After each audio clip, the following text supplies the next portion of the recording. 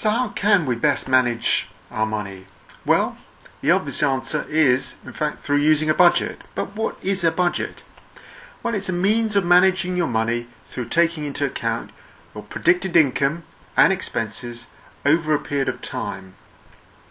A budget will help you identify what you need to keep back for the future for regular and irregular expenses, such as holidays, or could be motor insurance if paid annually, and the like.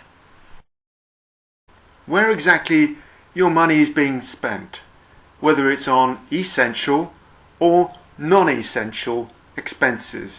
Non-essential expenses can also be known as discretionary expenses, i.e. those expenses which you choose to have rather than you need to have. Essential would be rent, a mortgage, enough to eat, paying the gas bill, electricity, and such like. Non-essential would be going out to the cinema, eating out, and the like. It also enables you to see what is the trend of these outgoings, and indeed a good budget will allow you to see exactly where and which categories that you're spending the money.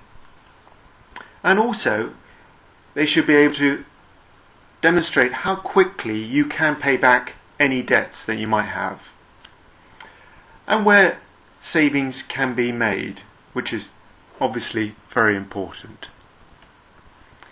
Budgets are about avoiding stress and allow you to get control of your money.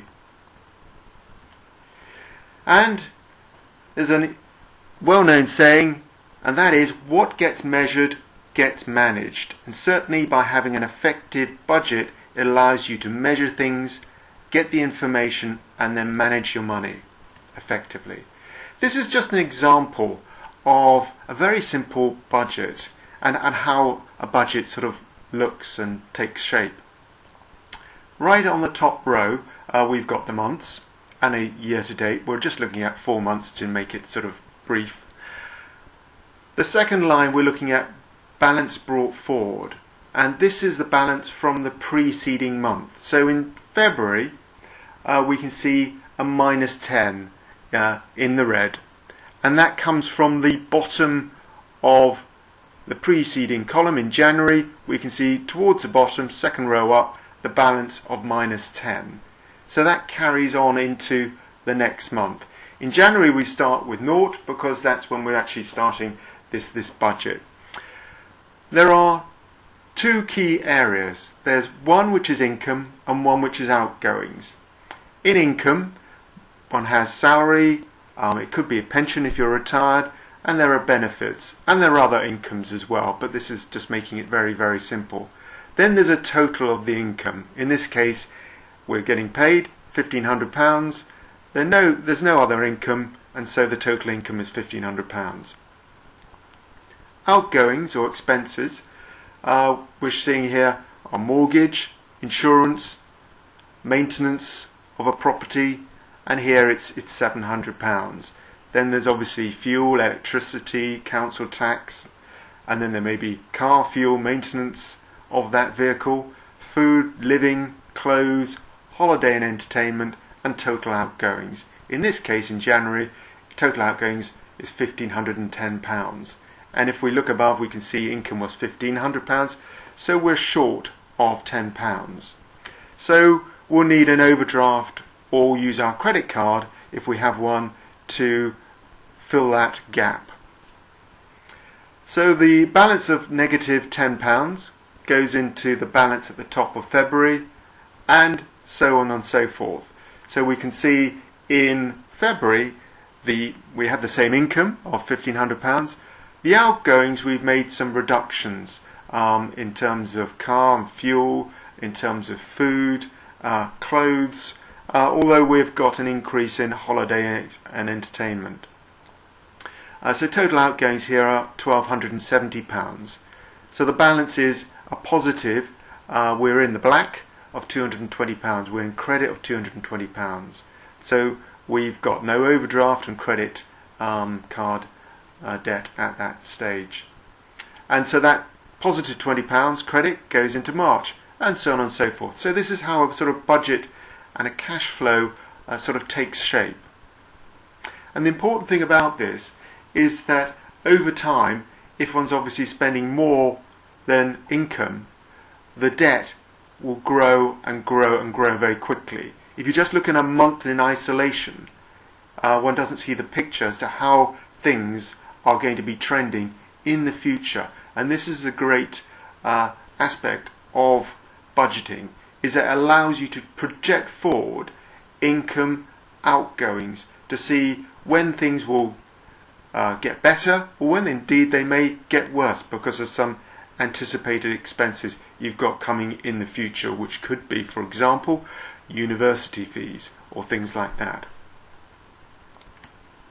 So how does one start to budget? Firstly, is to choose a good time each month to allocate some time to this. And it should be the same sort of time each month. It might be a weekend, first weekend in the month, or whatever. And it doesn't need to be that huge amount of time, but probably a couple of hours.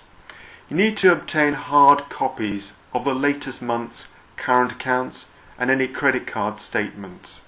And they could be online, in which case you need to print them off. Have your checkbook stubs available as well, because we're wanting to check them off. Also, we're needing to start recording all types of income and expenses that you experience during the year going forward. Now, a lot of this is captured on the statements mentioned above.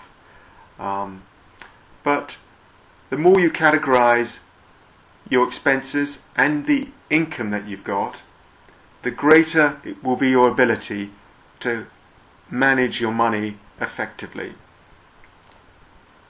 Cash withdrawals can either be recognized as a single expense category, or if you use cash a lot, then making a note of these expenses as they happen and record these against the appropriate expense category once we've identified what those are, and we can add to those in the future. That will really give useful information in terms of where your money is being spent and what can be done, whether it's an essential or discretionary expense. Manage Money for Life offers really 3 budgeting tools.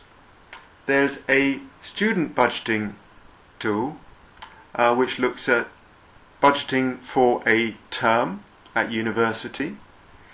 There's also a daily and weekly spend calculator to understand how much you've got available to spend after your essential expenses.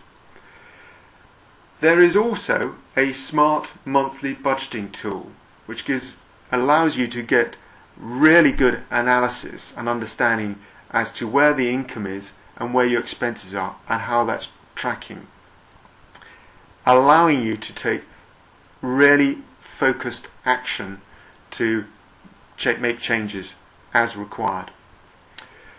There's also a longer term annual budgeting tool which is particularly useful looking some years ahead. So these are available in the download tool. The next module actually which follows this, there are some links to the Smart Monthly and the longer term budgeting tool, and you can see how that works and how that can work for you. And this ends part 1 of managing money using budgets. Now please select part 2 from managemoneyforlife.com. Thank you.